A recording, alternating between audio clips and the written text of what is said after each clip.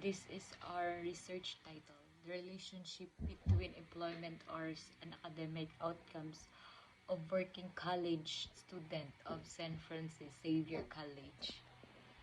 And also this is our independent variables between employment or an academic performance.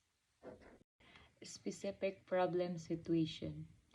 Existing research globally only focuses on the negative effects of excessive work hours, 20 hours per week, on academic achievement among college students.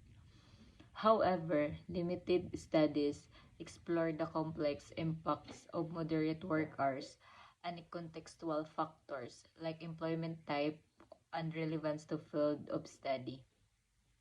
Particularly in the Philippines, this gap is more pronounced for non-traditional students, such as low-income or commuting students who are underrepresented in current research.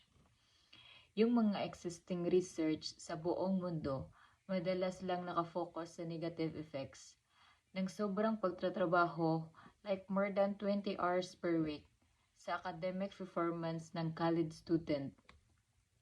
Pero kakaunti lang ang studies na na-explore sa effects ng moderate work hours at mga factors gaya ng type ng trabaho at kung related ba ito sa course ng estudyante.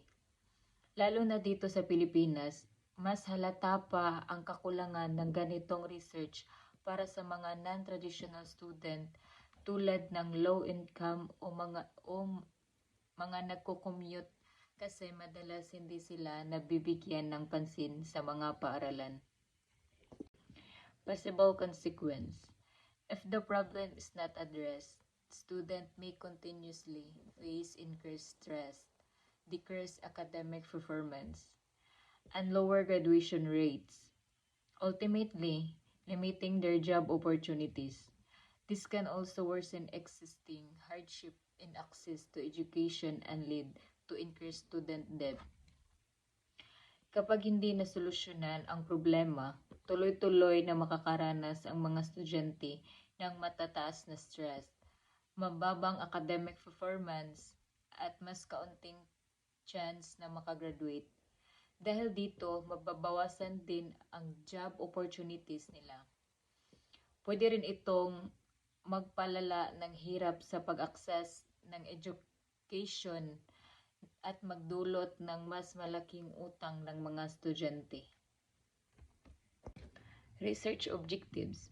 This study aims to identify the relationship between employment hours and academic outcomes of working college students.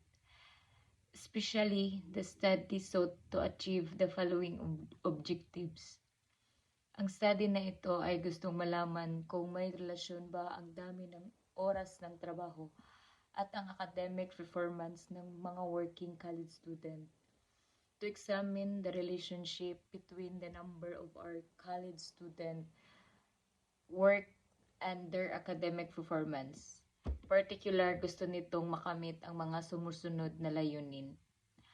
Alamin kung paano naaapektuhan ng bilang ng oras ng trabaho ang performance ng mga estudyante sa pag-aaral. Task prioritization, paano nila inuuna ang mga gawain. Stress, antas ng stress nila. Quality point index o mga grado ng mga estudyante. Educational resources, pag-access ng educational resources. Skill development, pag-develop ng skills habang nagtatrabaho at nag-aaral. To analyze how different types of employment affect student academic outcomes.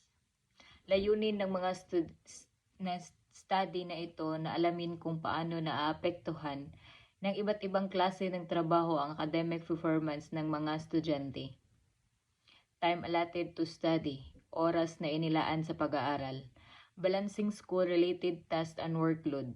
Paano nila mababalansi ang school task at trabaho? Task performance. Gaano kaayos ang performance nila sa mga gawain? Class participation. Gaano sila ka-active sa klase? To explore whether academic performance varies among working student based on demographic factors such as year level, socioeconomic status, or type of institution.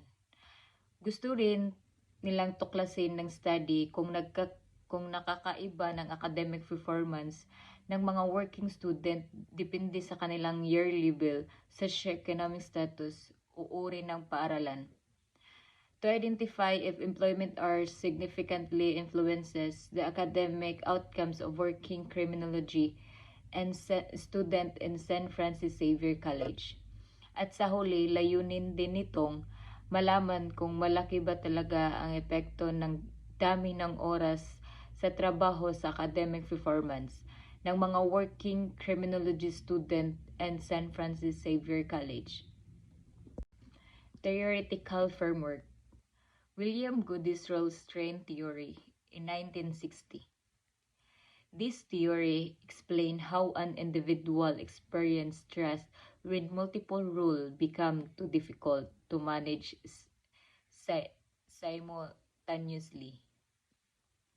Ayon kay William Goody's strain theory in 1960, sinasabi ng theory na ito na nakakaranas ng stress ang isang tao kapag sabay-sabay niyang ginagampanan ang maraming tungkulin na mahirap pagsasabayin, tulad ng pagiging estudyante at trabahador. An Alexander Aston student involvement theory in 1984, this theory emphasizes the amount of physical and psychological energy that the student devotes to academics experience. Ayon kay Alexander Aston, ayon sa theory nito, mas magiging maganda ang academic performance ng mga estudyante kapag mas marami siyang effort at energy na ibinibigay sa pag-aaral at sa mga school activities. Respondent of the study. This study is focused on first to fourth year working criminology student enrolled at San Francis Xavier College or SFXC for the academic year 2025 to 2026. Ang study na ito ay nakatuon sa mga working criminology student mula first year to fourth year na naka-enroll sa San Francis Xavier College para sa academic year 2025 to 2026. Research local. This study will be conducted in San Francis Xavier College, located at Barangay 5, San Francisco, Agusan del Sur, Philippines. Gaganapin ang study na ito sa San Francis Xavier College na matatagpuan sa Barangay 5, San Francisco, Agusan del Sur. Ethical consideration. Voluntary participation. Kusang loob ang paglahok ng mga participant, walang pinipilit na sumasali. Informed consent. May pahintulot mula sa participants matapos ipaliwanag ang layunin at proseso ng study. Anonymity. Lahat ng impormasyon mula sa participants ay manatiling pribado. Data protection.